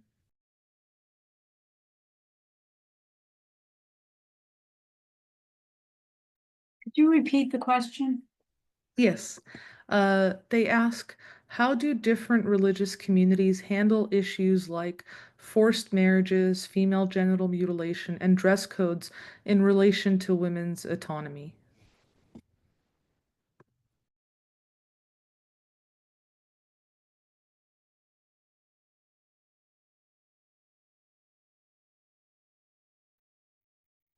If nobody else does, I guess I will jump in, although I'd prefer if anybody else, because I'm not really on the panel.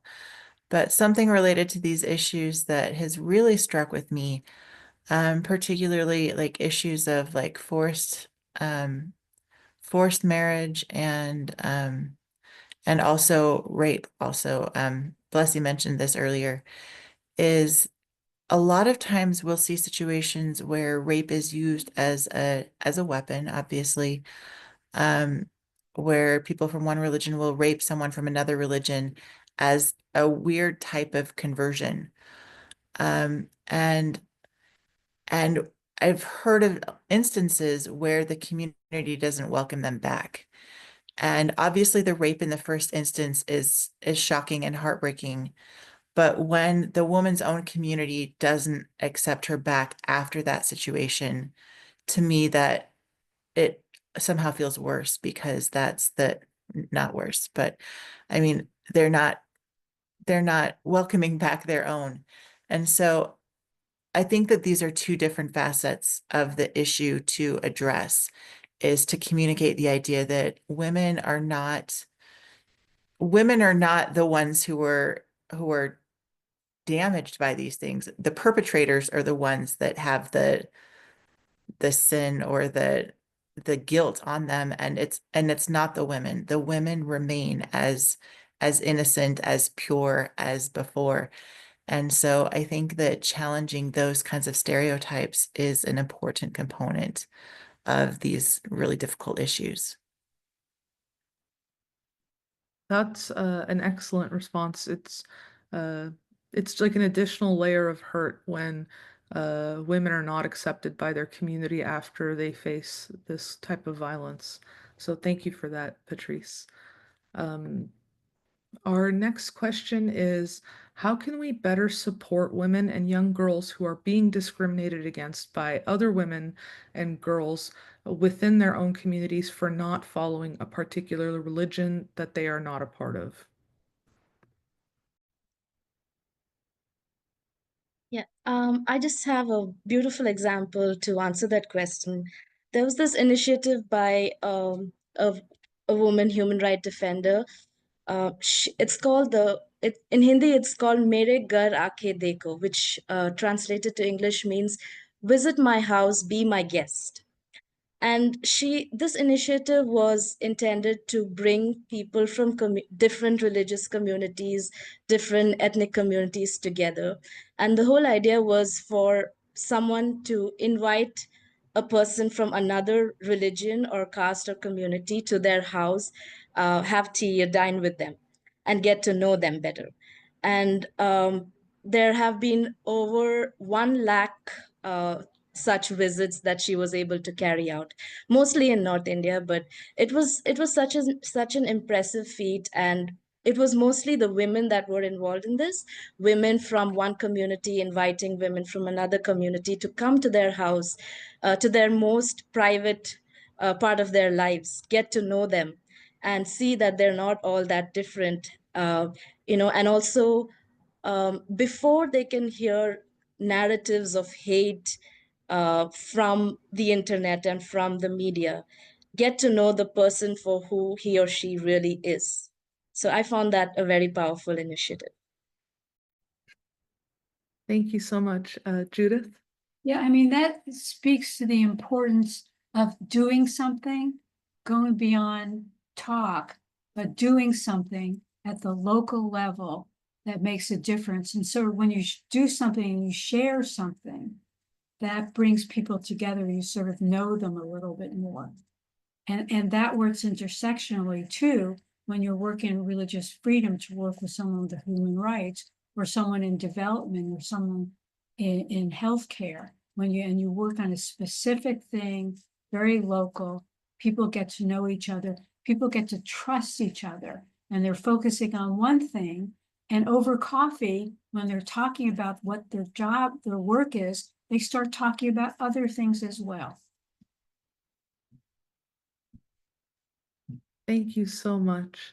Swati? It's a continuation with what Blessy mentioned, that earlier during our partition time, and when the India, Pakistan, and everything was being created, that time Rabindranath Tagore created a wonderful program. It's called Rakhi Bandhan or Raksha Bandhan. That is a tying of very tiny little things hand to hand to create the harmony with the people, and they will not prepare food on that particular day. Rather, they will have a community meal together, irrespective of their religion, their caste, their creed, their colors. So that's a wonderful strategy that till we are continuing that in Calcutta, and we are celebrating Rakhi Bandhan as well. Not as a part of brother or sisterhood, rather a part of community engagement. So that's what we are doing. Thank you. Thank you so much, Swati. Huan? Yeah, a simple example from reality to share. Like 12 years ago, when I was in dormitory, like back in Zohok, when I was attending university, and we were like 3 Yazidis in that place with other girls from around in KRG. And I still remember, like, you know, how they see in general, we are in the country, unfortunately, still seeing as, you know, we are non-believers, we are dirty, we are this, blah, blah, blah, this kind of words that we are being called. So she was telling me, oh, is that right? Like, you guys are not taking shower for 14 years or days, something like that. She mentioned that. I heard about it. And then it was at that moment, like we were in the same, building. Pretty much our rooms were next to each other. And then I told her, listen, why you don't see like the reality? Like, we are in this building, and every single day you see me, I take shower before you do. Like, look into the reality rather than you read something maybe that's not, there's a misconception or misinformation or disinformation that you read about it or you heard from it. So like, people, like, when they are also together, when you speak about it, when you go into bringing it on the table, I think people can they can, when you see the reality in front of your eyes, that should be it. From the misinformation or disinformation that are around. Thank you so much, Huan. Viviana? Yes, thank you. I think that creating safe spaces and support networks to foster solidarity and emotional well-being is a very important piece of this. I think that peer support groups can also provide a sense of belonging and a sense of validation. I think it's also very important to connect them with other women who have successfully navigated similar challenges. And finally, I think that fostering intergenerational dialogue and solidarity can bridge the gap between traditional norms and individual freedoms in order to promote mutual understanding and to reduce the social pressure. I also believe that engaging with progressive religious leaders and allies is vital, as they can help in challenging discriminatory practices. Thank you so much, Viviana. We have another question asking, can we look at connecting with international media spaces, and what can we do for digital media advocacy to amplify the voices on the ground?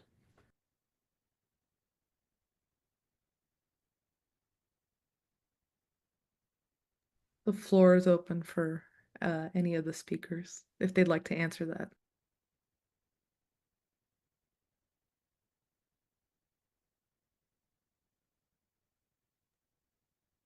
And I'll just repeat the question. Can we look at connecting with international media spaces, and what can we do for digital media advocacy to amplify the voices on the ground? Yeah, I'd be glad to speak into this. I really want to hear from my colleagues before I speak. But I do think telling stories is so important. I mean, I think when we walk away from this amazing webinar, what will stay with us is the stories that we heard. That is what we will remember, and as human beings, that what connects us to other people.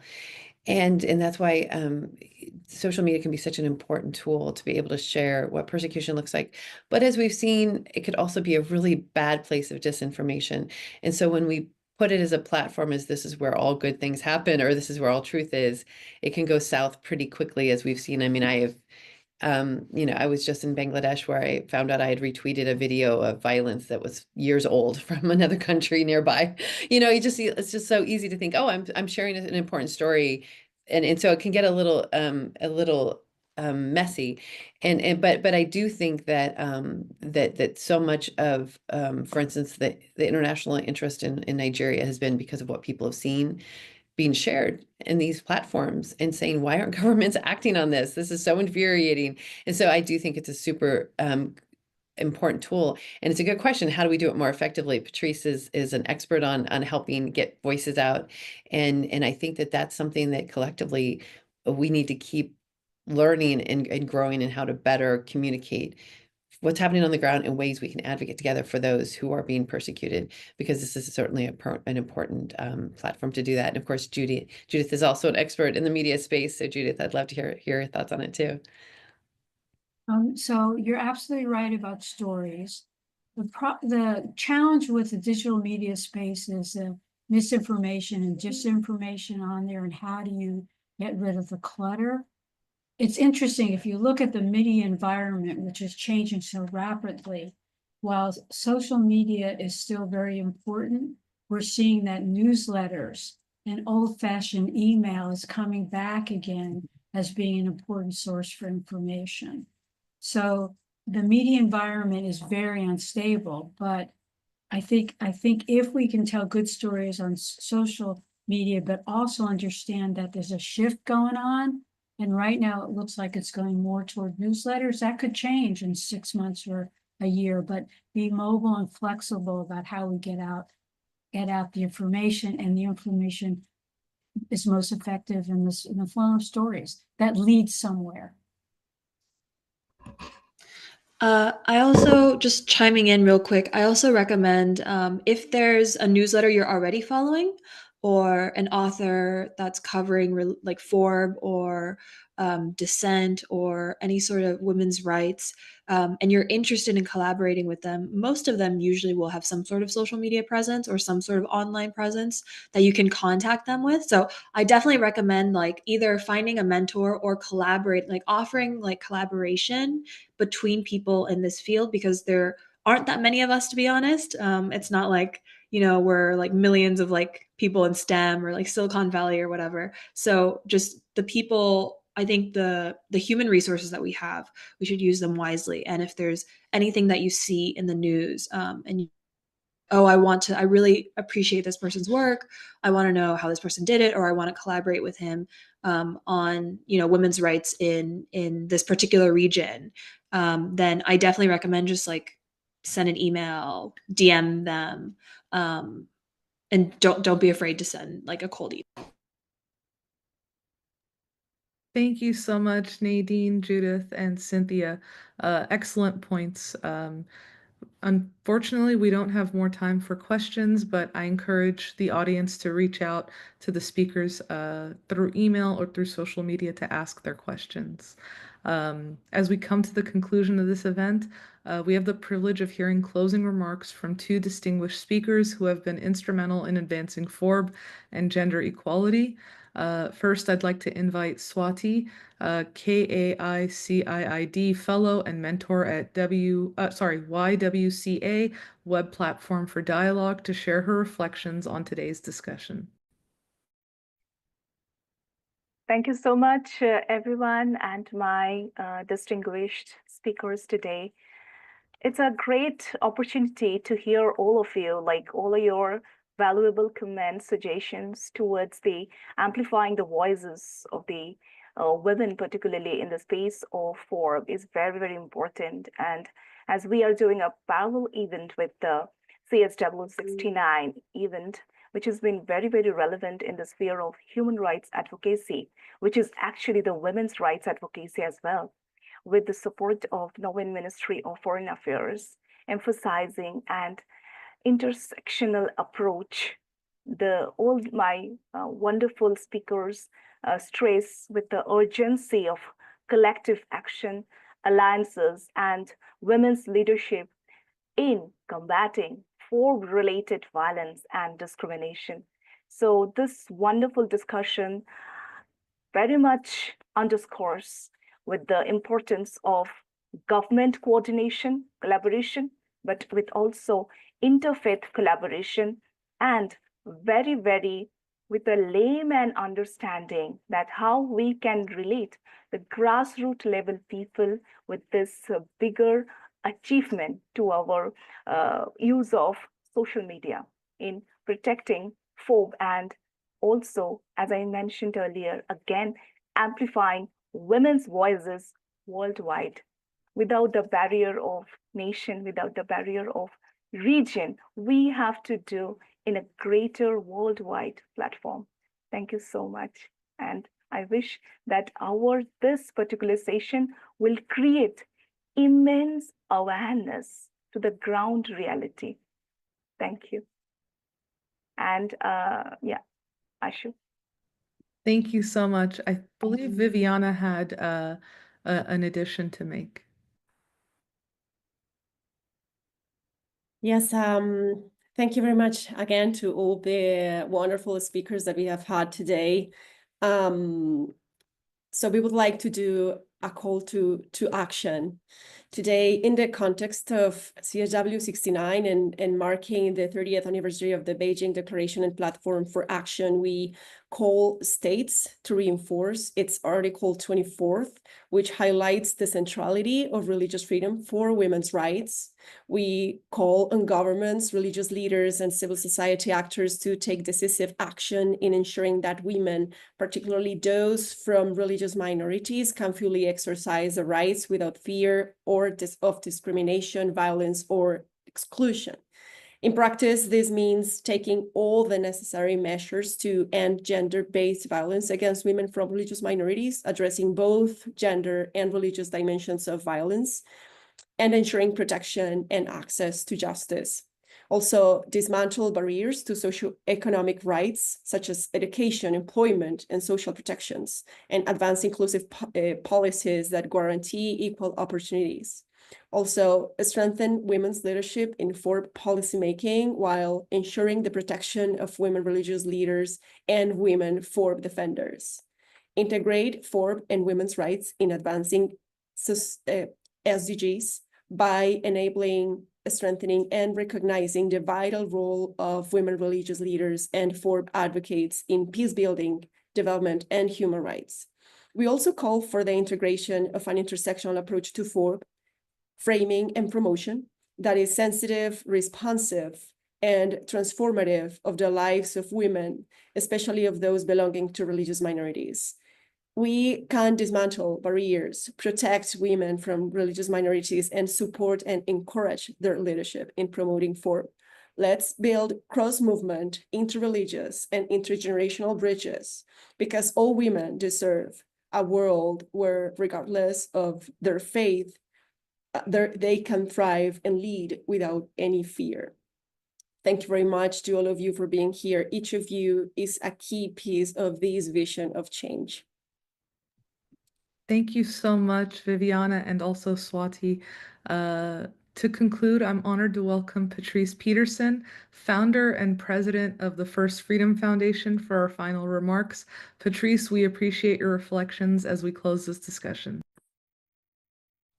Thank you, Asherina. I just have to say, like, I hope this doesn't sound condescending in any way, because you are all fully grown adults, but I feel kind of like a proud parent today. I'm just so impressed by you all. I want everyone to know that this event was 100% youth-led from idea to implementation. We served as support, mostly technical support. But Viviana came to us with this idea, and she assembled a team among the FoRB fellows, and you all have seen the results, and I just couldn't be more delighted by how this has happened, how this has gone. I want to point out, like, really how unique and how special this is. We have heard today from two Muslim young leaders from different continents, two Christian young leaders, Falun Gong, Yazidi, a Hindu. Nadine talked about how when women do advocacy, I'm getting teary. You guys know me. I'm a little emotional about these things, and I haven't slept for 3 days because I'm a female advocate with a sick baby. But women, we build networks. That's how we work. And that's what's happening here. And it's so powerful. Cynthia, speaking to the question a few minutes ago about how do we get more media attention.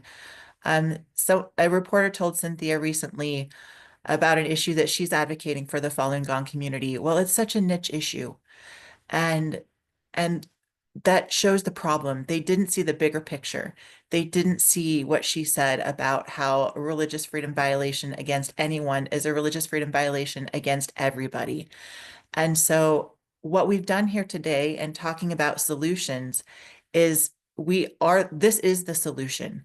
Working together, building these networks, getting to know one another, standing in solidarity and supporting one another in our own causes, because I often say that religious freedom has been acting like 200 different causes, and we will get mass support when we act as one united cause.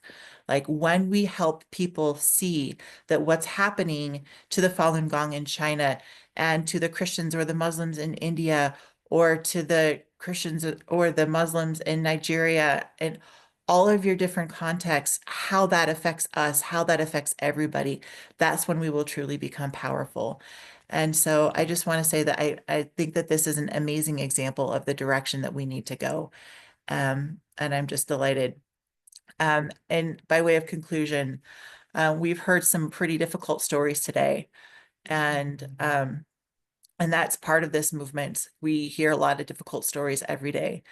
But I often think about a story from Mr. Rogers, who, when asked about, I think it was a disaster scenario, but how hopeless things felt. Mr. Rogers told the children who were involved, look for the helpers. If you want a positive story in the midst of the worst stories, look for the helpers. And today we have seen such incredible helpers, like all of you women and all of your unique contexts are doing such incredible work. And by sharing your stories and by sharing this message, I think we've had a lot of people join today. And I think that this is going to age very well online. I imagine that people will be watching this for a long time because you're so inspiring and it shows that one person can make a difference. Each one of you is making a difference, and it will inspire other people watching at home to make a difference because you really can. The helpers, even if you can't change the laws, even if we can't, like the big countries that are massive religious freedom oppressors right now, even if we can't change them in the short-term horizon, we can always make a difference for one person at a time. So I just want to say once again how proud I am of this event and you all for pulling it together. And I'm excited for what's to come. We are truly standing on the shoulders of giants, a lot of women leaders and FoRB leaders, and also we're building more exciting things for the future. So please continue to join with us, those that are learning about us now, those that have been with us for a while. Please stick around because the best is yet to come. Thank you so much, Patrice. Thank you for your constant encouragement and for being such a powerful force for the advancement of FoRB. As we wrap up this important discussion, I want to extend my deepest gratitude to all of our speakers, panelists, and experts for sharing their insights, experiences, and recommendations. Your voices are essential in the fight to challenge violence against women from religious minorities and advance freedom of religion or belief and gender equality worldwide. Thank you for all of your tireless efforts, and a special thank you to our co-sponsors, UN Mission of Norway, First Freedom Foundation, FoRB Women's Alliance, and Web Platform for Dialogue for their unwavering support in making this event possible. Your commitment to this cause ensures that these critical conversations continue on global platforms.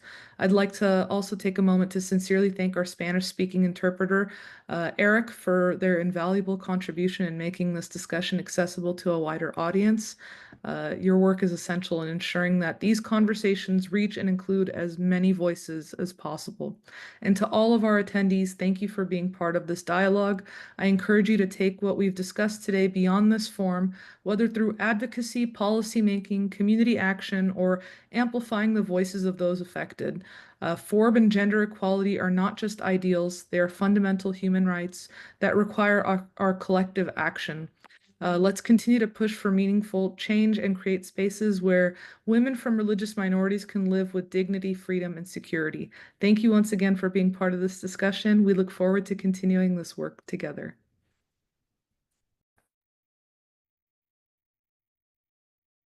Thank you, everybody. Thank you all.